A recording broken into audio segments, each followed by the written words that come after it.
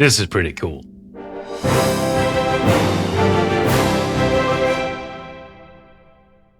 Hi there, this is Sam with Second Tier Sound. Really nice to see you here. If you're new here, I create videos on how to orchestrate and create music within a DAW.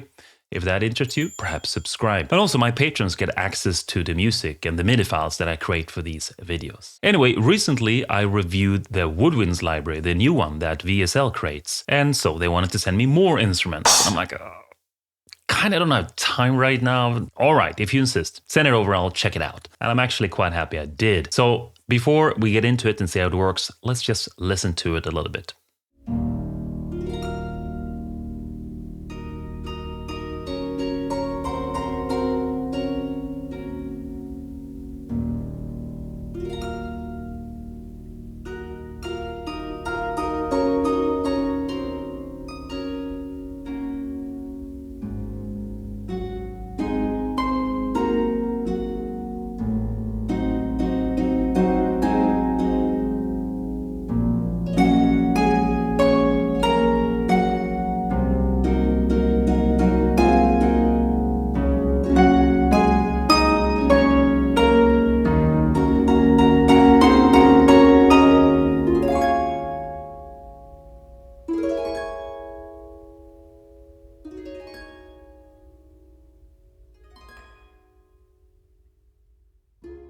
Okay, so here's the harp loaded, and you can just play it immediately. And it sounds nice. But you can see there's a lot of stuff going on here. There's a lot of colored key switches. So let's take a deeper look into that. So the first thing is that most sample libraries that I've tried in the past, they have pretty much just one sustain sample. It might be very nice, but it's just one long note, like this.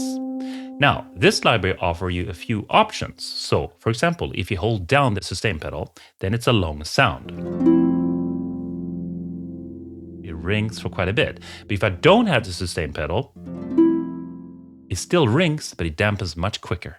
This is really, really nice because I've tried sample libraries in the past where I either have the problem of the samples being too short, so I don't feel like it's ringing out, or too long, blending into other chords if I'm changing. And then they have something really nice, and this is the dampened samples, as you can see up here. And that means when I lift the finger from the keys and I don't hold down the pedal, you will hear a release sample feeling I'm lifting the finger. So if I do, for example,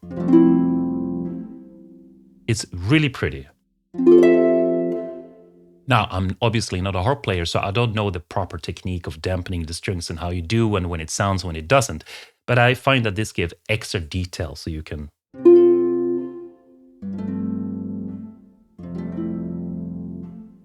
So you can choose that if you want to. And you can still control sustain with the sustain pedal. And then it also has nice harmonics. And you can choose the same way if you want the harmonics to be dampened or ring out as well. So...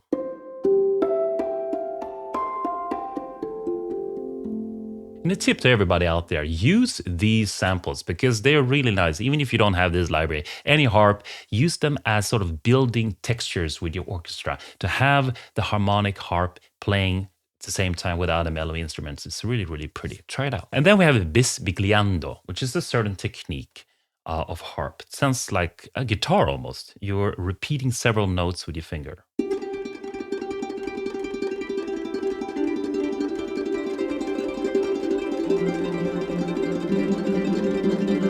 Now, there's no mod wheel here, and I might not have figured this out yet because I'm a little bit new to this library, but I would want it to be a mod wheel so I can do dynamic swells, because that's very important in bisbigliando.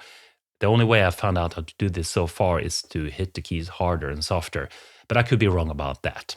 So anyway, very beautiful sound. I really like it. It sounds very natural. All right, so that's pretty much the articulations, right? But then what's happening down here? It almost looks like we have the circle of fifths or something, right? I don't know if you know this, but a harp has only certain amount of strings and certain amount of notes. It doesn't work like a piano. You can't have all the different notes at the same time. So you have different pedals that you can sort of press down and tune the strings differently and get different results, right? So now it's tuned in C major. So all the white keys will just be that scale. or yeah, that mode, depending on where you start. But as you can see here, the red keys, you can press these up and down here, and you can then move these pedals as you want up and down. So I can Let's see, move that one down there, or in between, and then that way I create different scales if I want to do it myself. And they move depending on how hard I hit the keys, actually. But what's even easier is that you see the yellow keys down here, and I can just choose the scale. So I have here C, and now this one is C sharp or D flat. And you can see now if I press the wet keys, it'll sound differently. The next one, and so on. So I'm tuning the harp to match different scales if I want to. But not only that, we have all these different scales. So you see here, we have now major and minor scales. We have major, which is fine. But maybe I want the melodic minor. So I hit this key and it will follow that scale, harmonic major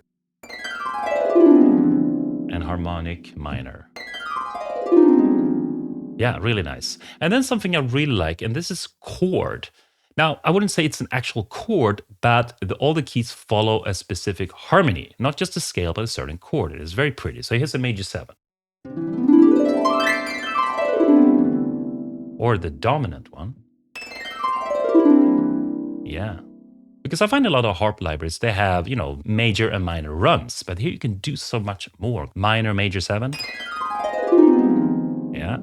Minor 7, which is very nice. Half diminished.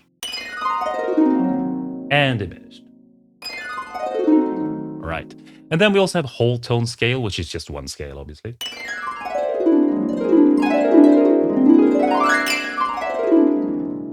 All right. And then the pentatonic one, which is also very pretty, very typical for harp. And they also have a yo scale. I actually don't know what this is, but it sounds more Asian, so I'm assuming it's following one of those scales. Now, why is this so useful? Why couldn't I just, play the white keys or whatever up and down on my harp that doesn't have this? Well, you could, but if you want that realism, this is really important because, listen here, if I take the pentatonic scale, for example, and I play each key up a scale from C, you see that certain note repeats, right? Because you're tuning the harp to just fit a certain system. And this is actually how real harp works. So some notes are doubled, actually, when you do it up and down. Now, you don't really hear that, but it does create a different sound that you won't get if you are playing it like a normal piano scale on a piano. Picky detail, perhaps, but I really like it. I really feel it sounds very nice. And also, they have something really cool here. They have glissando smoother. And what this does is when the harp feels like you play over a certain speed, you make sure that there are not too many dynamic differences on your keys. So the harp is the same velocity layer pretty much. You can turn that off if you want to, but I find it works really nicely. What you also can do then, if you have a lot of scales and you need to switch quickly, you can save them into different slots here yourself and then quickly key switch back and forth depending on what you are doing. Because that's how a real harp works. It's not a piano. You can't just play any note you want in a certain piece. But you can still do that, obviously, and you can just hit this key switch down here, and now the harp works like a real piano. So you can play advanced chords.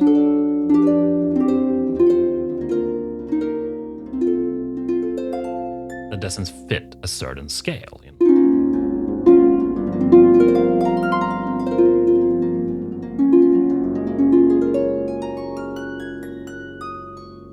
So I just wanted to show you also the dynamic layers that I really like it because it has a lot of velocity layers here. So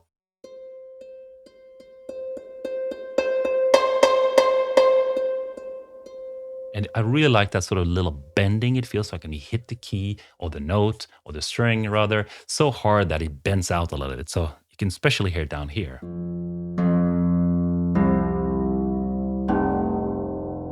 Really nice vibrating sound. And that's pretty much it. But there's one thing that Synchron has done here that I really enjoy also. They have a lot of mixer presets. Gotta be honest, I haven't loaded them all because if you have all the mic positions available, it's a huge library. There's a lot of samples here. But this really creates a lot of great mixes for you, so you don't have to do it unless you want to. But also, if you want to, you can mess to your heart's content. There's a lot of options here, a lot of mics, very different. You can control your reverb, the room, EQ, it's massive and it works really well. I'm just lazy, so I use the presets. I find that I get a lot of results out of that. So I actually don't need to use my own reverb with this harp. It sounds so good. It has so many different remixes and presets. So very, very nice there. So what's my verdict? What do I think about this library? Well, as I alluded to in the beginning, I do really like it. And again, I'm not sponsored by VSL. I just really think it's a very good library, and for many reasons. It's one of those instruments you sit down and you just play and have fun and you feel instantly inspired. You know, there's so many dynamic layers. It's so deeply sampled that you really feel like you are manipulating the strings even though you're just hitting keys on a keyboard. Also, the pedaling system is something else. I haven't seen that on any other library. Well, I've seen pedaling systems, similar ones, but not this detailed and not this many options. And I really like it. You can just set a chord or a scale or a mode or whatever, and you just drag your fingers up and down, and it kind of feels like you're dragging your fingers across the harp. Almost. You get that sensation, and it's much more fun to play that way rather than having a pre-recorded glissando sample. So, are there any problems with it? Well, it runs pretty well. I have noticed some hiccups, but I think that is probably because of my setup. I have an older computer. I did talk to VSL and they said, well, we have no problems, honestly. So that might vary. But it is a bigger, heavier library, has a lot of samples. It takes a little longer to load, to actually start it up, I've noticed. Another thing I've noticed is that it's probably good, if you can, to not put this library on your main system drive. Put it on a different drive if you can. It seems to run much better that way. Anyway, that's it. I hope you enjoyed this short review. I really enjoyed playing with this library, and I'm very thankful for VSL for letting me try it out. This is Sam signing out. Hope to see you soon. Take care.